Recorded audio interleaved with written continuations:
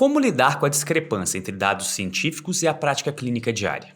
Qual o real impacto de não adotarmos medidas simples e consagradas? Esse é o Clique Valvar Academy, insights diretos e práticos para você aplicar no seu dia a dia. E como vocês já se habituaram nessa tutoria, hoje também vamos com um belo viés literário.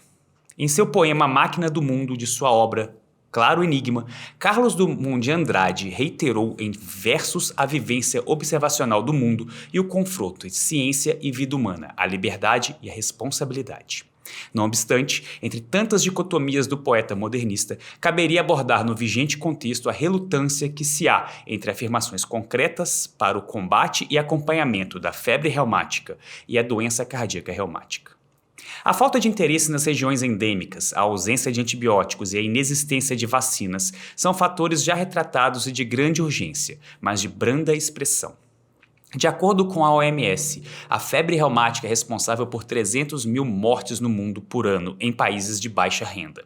Por esse motivo, em 2018, os Estados-membros da OMS adotaram uma resolução global solicitando dados de alta qualidade para a melhor compreensão de sua epidemiologia, a fim de se ponderar fatores e medidas resolutivas internacionais para a erradicação do grave problema. Contudo, não há dados globalmente representativos sobre populações contemporâneas que vivem com cardiopatia reumática, haja vista que a maioria dos estudos sobre essas coortes inclui um pequeno número de pacientes e foram retrospectivos ou restritos a pequenas regiões geográficas ou grupos étnicos de alto risco, perpetuando ainda mais tal imbróglio.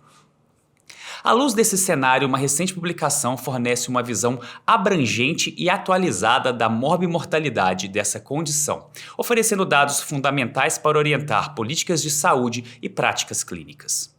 Os resultados revelam que a mortalidade geral entre pacientes com cardiopatia reumática é de aproximadamente 15% em 3 anos. A principal causa de óbito foi cardiovascular, predominantemente insuficiência cardíaca ou morte súbita, demonstrando que as consequências hemodinâmicas das lesões valvares estruturais são um determinante central da mortalidade. A baixa frequência de procedimentos corretivos, como cirurgia valvar, em menos de 5%, e valvoplastia mitral, em menos de 2%, destaca um gargalo crítico. Apesar de a maioria dos pacientes apresentar doença sintomática, o acesso a intervenções potencialmente salvadoras permanece limitado. O estudo enfatiza que a gravidade da doença valvar é o principal preditor de mortalidade.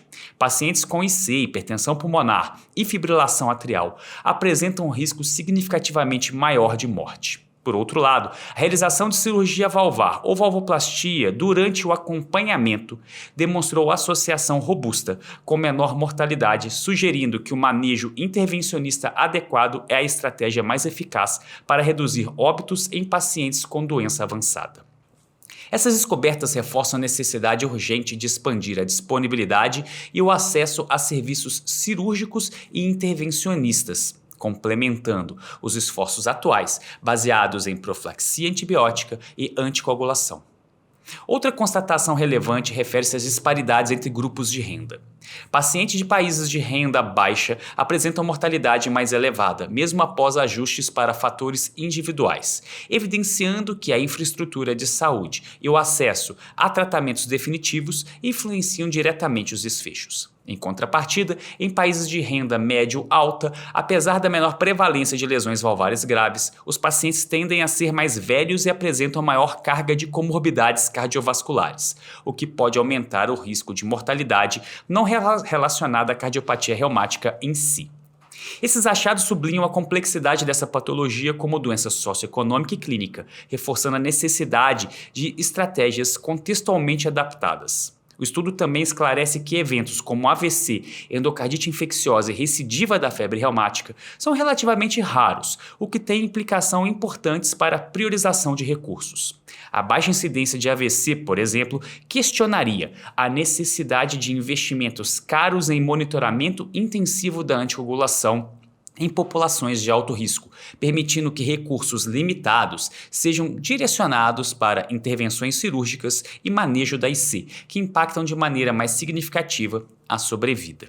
Em síntese, assim como Carlos Drummond de Andrade em A Máquina do Mundo revela a tensão entre o conhecimento científico e a experiência humana diante da complexidade do universo, os dados atuais sobre febre reumática e doença cardíaca reumática evidenciam uma realidade marcada por lacunas significativas, desigualdades estruturais e desafios persistentes. Se no poema o autor nos convida a reconhecer a amplitude e a imprevisibilidade do mundo, na saúde global somos instados a confrontar a insuficiência de informações, a urgência de estratégias de prevenção e intervenção e a responsabilidade ética de mitigar o sofrimento evitável. Nesse contexto, a produção científica e a prática clínica assumem não apenas o papel de instrumentos de observação, mas de agentes de transformação, demonstrando que o enfrentamento da cardiopatia reumática requer, à semelhança do verso drummondiano, a conjugação sensível entre conhecimento, realidade social e compromisso ético, esclarecendo o claro enigma que há em toda a problemática dessa doença. Eu sou Thiago Bignotto e você acabou de ouvir mais um podcast da plataforma The Valve Club e hoje com o nosso programa Academy. Orientado pelo Dr. Manuel Felipe, João Vinícius Helensheim escreveu um excelente texto sobre a febre reumática e a sua disparidade entre conhecimento científico e aplicação prática. Aproveite para ler mais sobre esse e outros conteúdos no nosso site.